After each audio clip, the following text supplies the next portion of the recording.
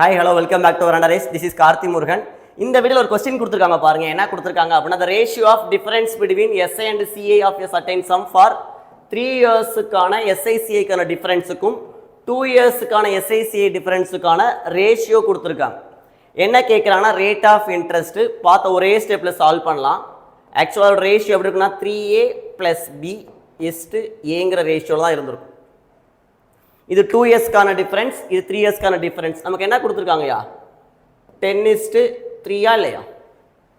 அப்ப A ஓட value 3 னா 3 3s are 9 இருக்குமா? அப்ப ரிமைன் B என்னவா இருக்கும்? 1 ஆ இருந்திருக்கும். So 1/3 * 100 which is equal to 33.33%. அப்ப இதோட ரேட் ஆஃப் இன்ட்ரஸ்ட் நமக்கு என்னவா இருக்கும்? 33.33% இருக்கும். இது 3 இயர்ஸ்க்கும் 2 இயர்ஸ்க்கும் இதே மாதிரி 3 இயர்ஸ்க்கும் 1 இயர்ஸ்க்கும் இருக்கு.